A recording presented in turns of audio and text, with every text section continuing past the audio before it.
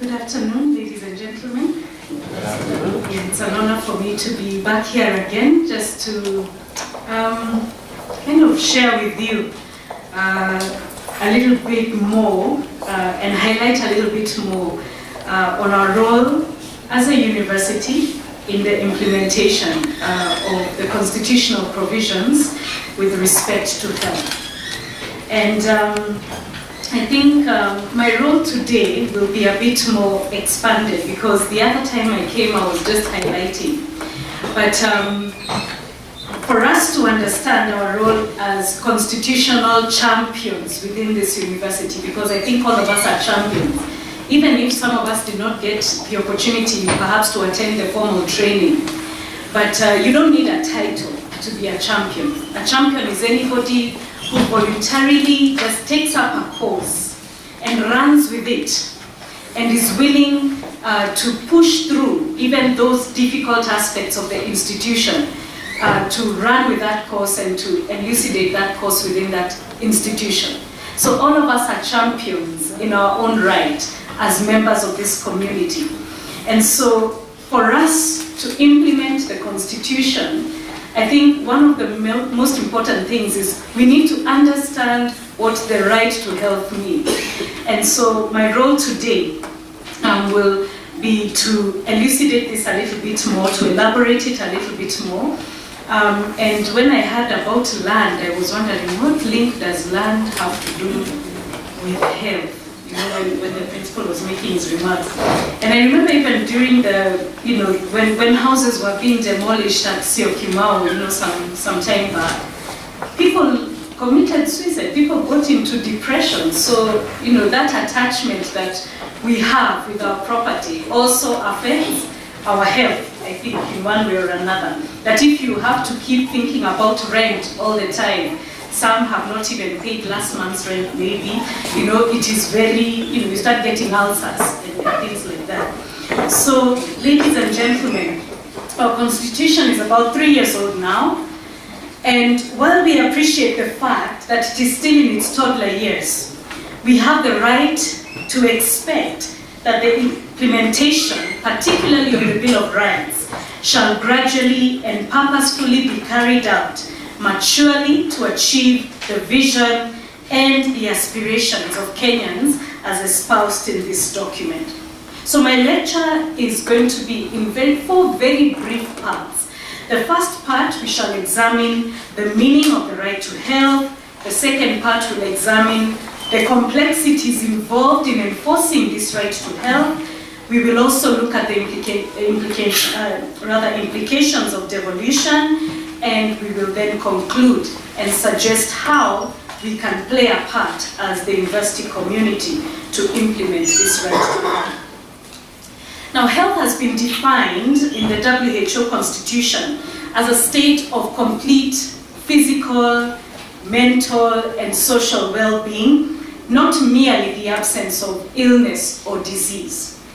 But we all know in today's modern society that there are other factors that affect what we know as health today.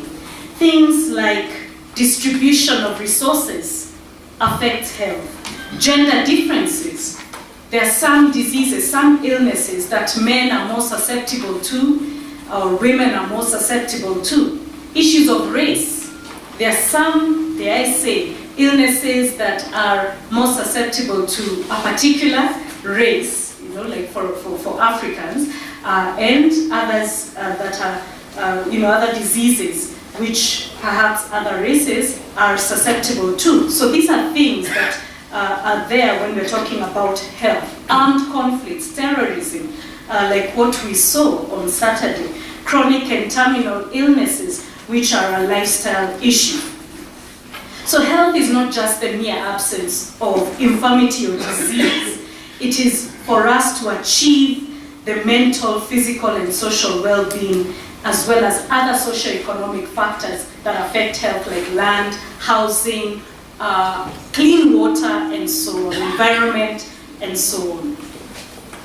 Now, my issue is, does the government, or does the state, does the Constitution protect the right to health or the right to be healthy? Is it the same thing to say we have the right to health and to say that we have the right to be healthy? Or is it just a matter of semantics?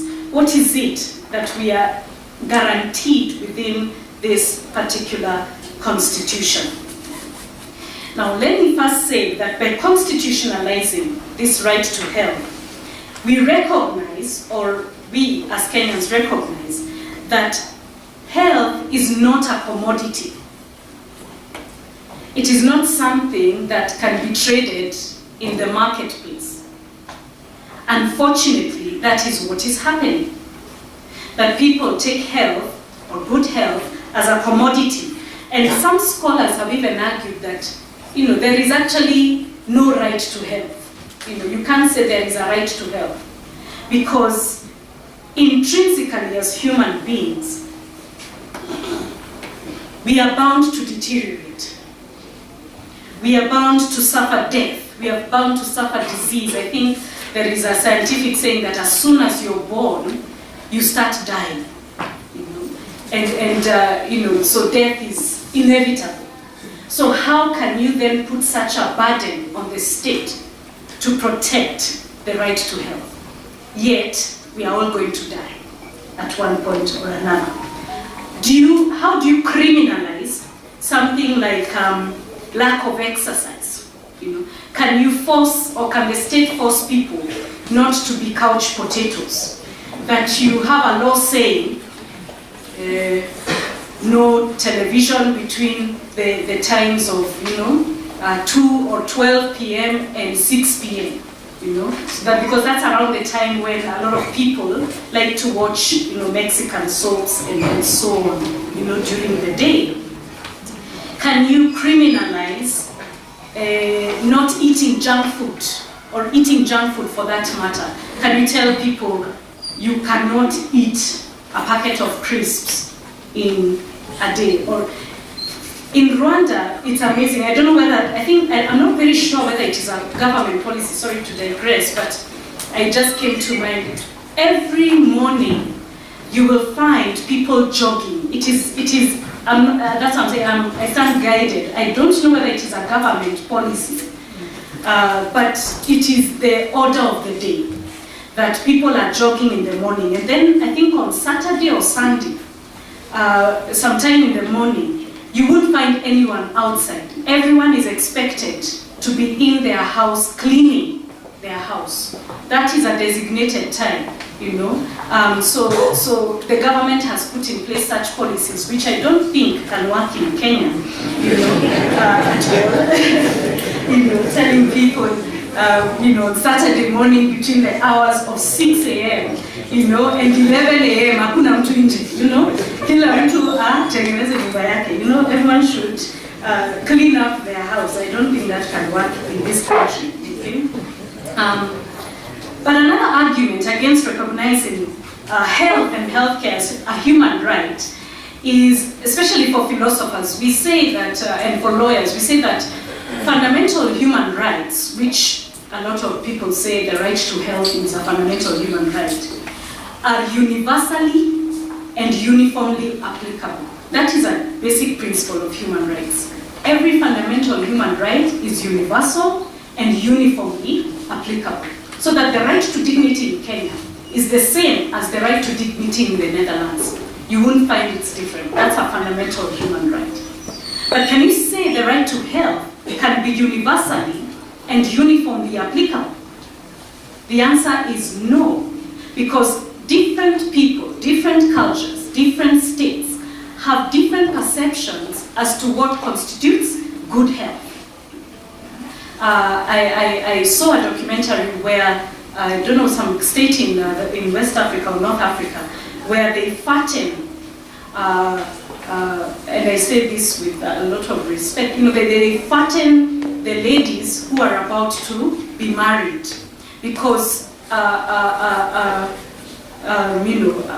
lady of a certain size, bigger than even myself,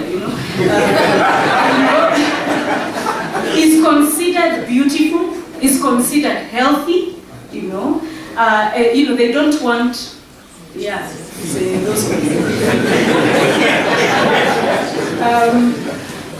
even in some cultures, there's our own African culture, you know, a man without what is known as a public opinion, you know, and looking healthy is considered, you know, are you able to take care of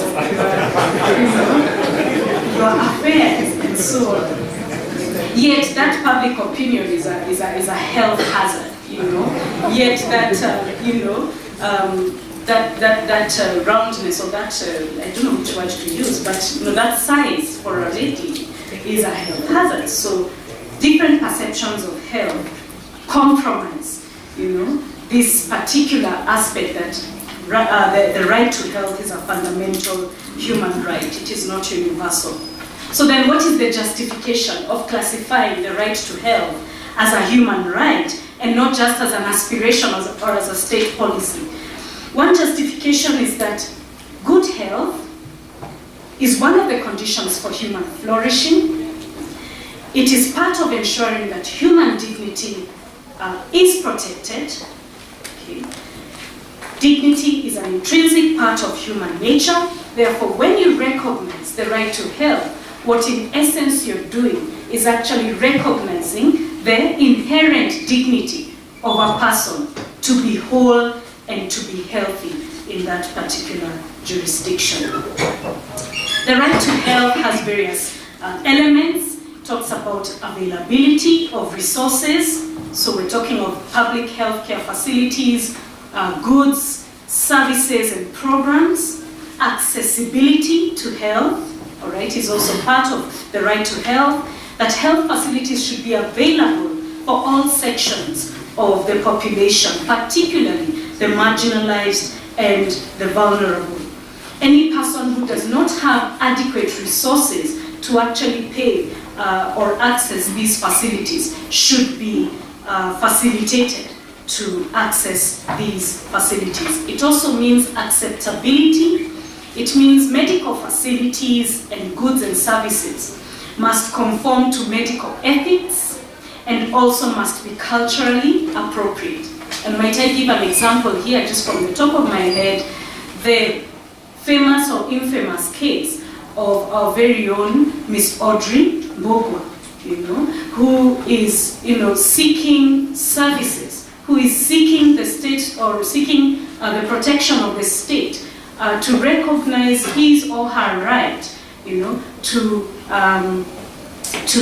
have a gender reassignment surgery, you know. And whereas, you know, for us, we're talking about, you know, when we're saying acceptability, culturally, that does not sit very well with us.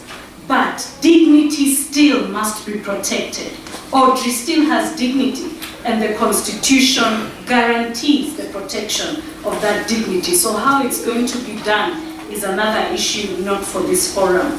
Quality is also another aspect of health care and health services, or the right to health, where health facilities must be scientifically and medically appropriate and of good quality.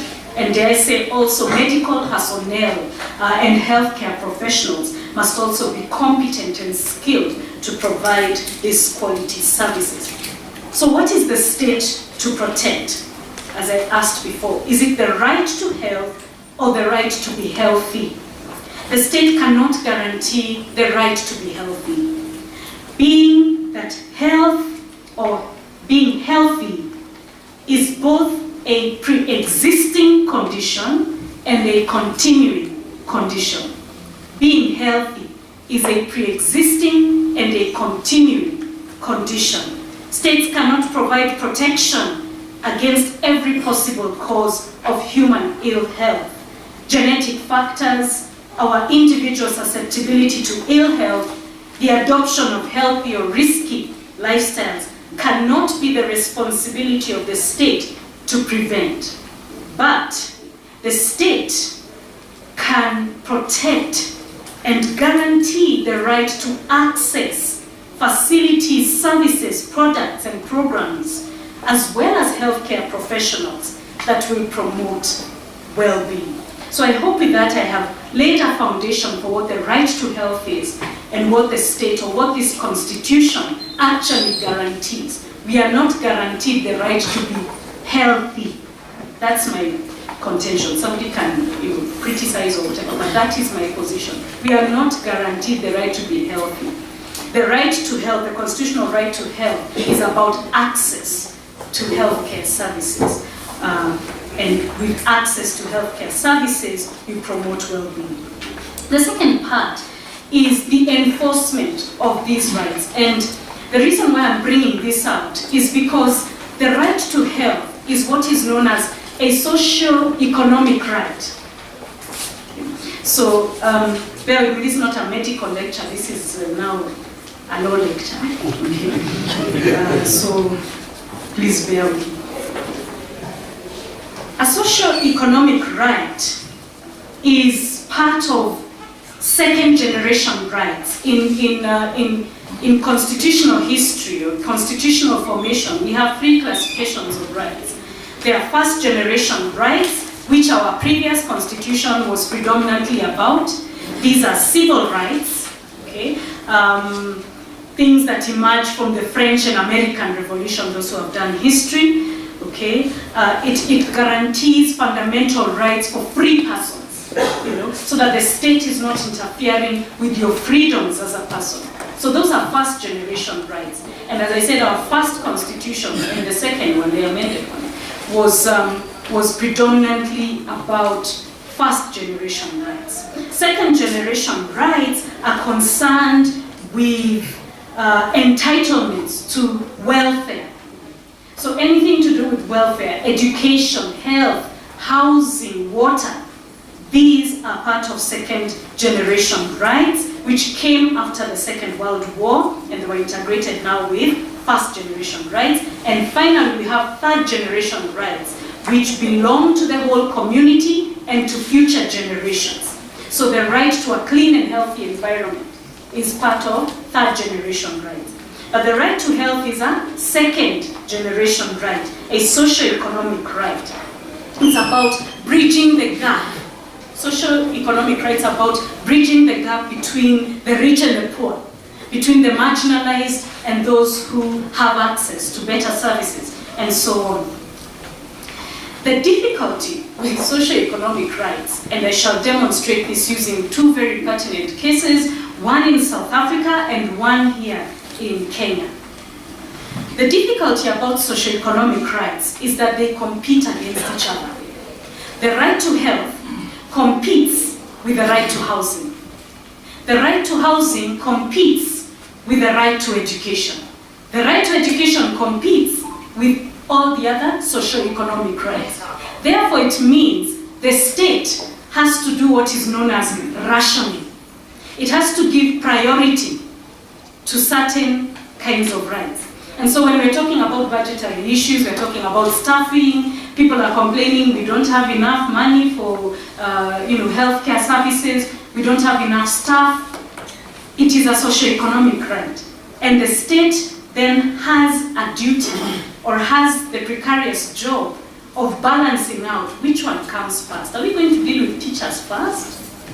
Or are we going to deal with doctors? Are we going to deal with, the issues of housing and property rights? Or are we going to deal with health? Which is more important at any particular point?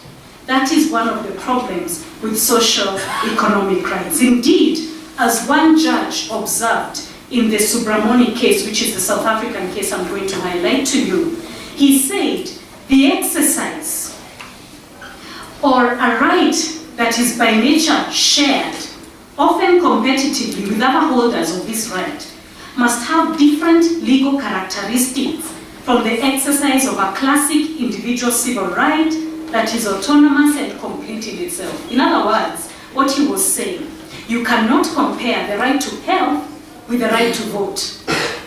The right to vote is autonomous. You voting does not interfere or does not do anything less or more to another person who wants to vote. It doesn't influence. But if you provide free maternity services, okay, to an expectant lady, it definitely interferes with somebody perhaps who needs dialysis treatment. It interferes with another lady who is perhaps not expectant but needs another kind of treatment because it has a cost implication. So that is why the nature of socioeconomic rights and how they are supposed to be protected is different from the protection of civil and political rights. And this is what I'm going to demonstrate. Judicial enforcement is a very tall order. I pity judges at this particular time when they are being faced left, right, and center with the implementation of these constitutional provisions. We heard of the Mudhurwa case the other day. Even the Teacher Service Commission took a constitutional matter to, constitutional case to court, and all these socio-economic rights, the right to education, the right to health. So, in South Africa, let me just tell you about the Subramani case, a very moving case about a 41-year-old diabetic man who also suffered from, I don't know if I'll pronounce this right, ischemic. Thank you very much. Yeah, yes. I'm sure even if I tell you to say another law term over there, you will not be able to. Okay. That type of heart disease, and he also suffered from cerebrovascular, I think that one I've said correct, cerebrovascular disease, okay, which caused him to have a stroke. All right. His kidneys also failed. Okay. And at the time this case was reaching the Constitutional Court, he was in the final stages of chronic renal failure. So his life was going to come to an end at one point. Okay, it was beyond redemption because he now had chronic renal failure. But his life could be prolonged by dialysis. So what he was asking the court to do, in observance of its constitution, of the Constitution of South Africa, which, by the way, the provisions are just, to me, cut and paste. A lot of them cut and paste our Kenyan Constitution. So of course we just borrowed from other jurisdictions. So he sought treatment free of charge from a government hospital in Durban, and he was declined treatment on the following grounds. Firstly, the hospital didn't have enough resources. The renal unit only had 20 machines, some of them in poor condition, and there was no budgetary provision for more staff to be hired or for more machines to be bought. Secondly, Subramani did not meet the guidelines, did not meet the criteria that had been set for people who were entitled to receive free dialysis. Okay? So only patients who suffered from acute renal failure, okay, were entitled to that free service. He had chronic renal failure. Okay? So there was a difference. And whoever suffered from acute renal failure should also not have any cerebrovascular disease, should not have any heart complications. Mr. Subramani had heart complications. Therefore, he did not qualify to be treated free of charge in that particular hospital. So he was asking, number one, I have the right to life. Can you protect my right to life? Number two, I am entitled to emergency medical treatment. Where I have reached, I am an emergency case. I'm going to die if you do not do something. And I'm sure a lot of Kenyans also are in such a situation, isn't it? And I'm going to demonstrate to you one such gentleman, Mr. Ochwada, who actually went to court and asked the court for these particular remedies. Okay, so his application to court was his right to have emergency medical treatment and his right to life upheld. In Kenya, Mr. Okwanda was a 60, now he must be about 70. He was at that time 68 years old. Okay, he was diagnosed with diabetes mellitus in 1996, but in February last year, he was diagnosed with, now this is where you need to help me, benign hypertrophy. Yes. Have I said it right? Yes, good. Which called, of course, for specialized treatment, especially because of his advanced stage. Okay? Now, he argued that he was in dire need of medical attention. Yes, I have 10 minutes. I shall complete. I am a lawyer. Yes, I can complete submissions even in 2 minutes. Okay? And he was arguing that he had the right to also free drugs and medicine to take care of his condition. In addition, listen to this, that he was entitled to care in all the state's prime hospitals, and he also sought a monthly stipend and to rent a decent house and to have the right to housing. And the fact that he was an advanced member of society under Article 57, the old person's provision, he was testing the waters, I think. And he also wanted to have food and water. Socio-economic rights. I've picked on these two cases to demonstrate the challenges that courts have in balancing acts that they have to engage in. The decisions that they gave in these two cases would determine whether there would be a reasonable interpretation of the Constitution or whether we would have what is known as a floodgate, where everybody who had a similar case could come to court and get a remedy, and that would be virtually everyone. Everybody. So how did the courts deal with these issues? The Subramani case. Firstly, both courts recognized that the state has what is known as a duty to progressively realize these particular rights. Progressive realization. The state, under our Article 21, shall take policy legislative measures, including setting of standards, to achieve progressive realization of these rights. Progressive realization simply means that you recognize the state has limited resources, but at the same time must take measures, must take effective and proper measures, in some cases immediate measures, to deal with these socio-economic rights. In our Kenyan case, Justice David Majanja skillfully, declined to make any deliberation or to give any relief. Now this is how he escaped it. He simply said there was no evidence that was adduced in court by the applicant that the state had violated any constitutional provision regarding its obligation to protect or to fulfill his right to health. In other words, the petitioner just came and said, can you enforce my right to health? But it didn't come to show the state has violated anything. So Majanda said, I can't do anything about this. I can't give a relief when you have not shown where the other person has gone wrong. Okay? And this I blame on the advocates handling the case. So the challenge is, okay, in Subramani, the same issue, that the judges declined to give Subramani this right simply because the state had demonstrated it did not have enough resources to actually meet that particular right. So the challenge is with enforcing these rights, to me as a lawyer, if you ever come to me with such a case, this is what I would have in my mind. The approach of the judges would be, look, we are not policy makers. It is up to the state to determine how it's going to use its resources. The judges cannot make or force the state to use its resources in a particular way. That is for the electorate to decide.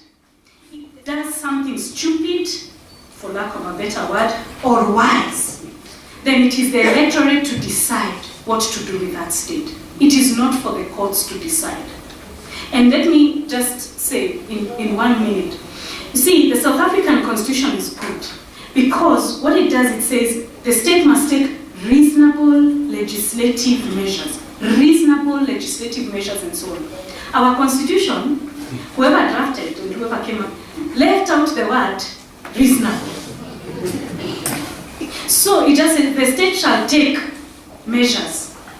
You see, you can judge what is reasonable. And therefore you can hold the state accountable if it does something that is not reasonable. But when you say the state shall just take measures, it doesn't, as long as you come to court, and if I was on a state council, I just come and say, well, the state has taken measures. Here is the health bill. Here is the, here is the national policy, health policy 2012 to 2030. Here it is. That's a measure. But the Constitution does not require it to be reasonable. And that is a fault, I think, for us. That is very difficult. Finally, devolution. This is one of the issues which, yes, is very, very sticky. And without going into the politics of devolution, I just want to perhaps raise the issue that devolution is good if we think about the advantages, which are, of course, when decisions are taken at central level, it doesn't take into account the regional disparities in the distribution of healthcare. It doesn't take into account the inequities in resource allocation. There is an equal access to quality healthcare and wide regional differentials in healthcare indicators. So devolution is a good thing because it promotes accountability, it promotes better procurement services to ensure efficiency in the delivery of healthcare services and to address the issues of low quality. So I hope my colleague, Mr. Nyachoti, can expound a little bit on this, especially on the human resource issues, which is a challenge that is being faced right now at county level. And the transition authority has to give more guidance on this. And also the criteria for determining what are referral facilities, and so on, the minimum number of referral hospitals, and so on. The welfare of healthcare workers and practitioners under devolved government. And since my time is actually coming to an end, let me conclude by saying this, that as we demand certain entitlements from the state, ladies and gentlemen, as Kenyans, we also have responsibilities. We also have our duties, even as public officers. We must be at the forefront of espousing and advocating the values and principles of leadership and integrity that are in both Chapter 6 of the Constitution and Article 232 on the values and principles of public officers. Issues of competence for us in the medical field, ethics, ethical practice, those in the academic sector, diligence, punctuality, competence, being respectful, being faithful to what you have been entrusted with. If we do all these things, we will espouse what is in Article 10 of our national values, which have a very serious implication on our socio-economic rights and all the other rights in the Bill of Rights. We have to be virtuous, and we need an attitude change in ensuring that what we have struggled for, an end to impunity and corruption in this country, can be achieved.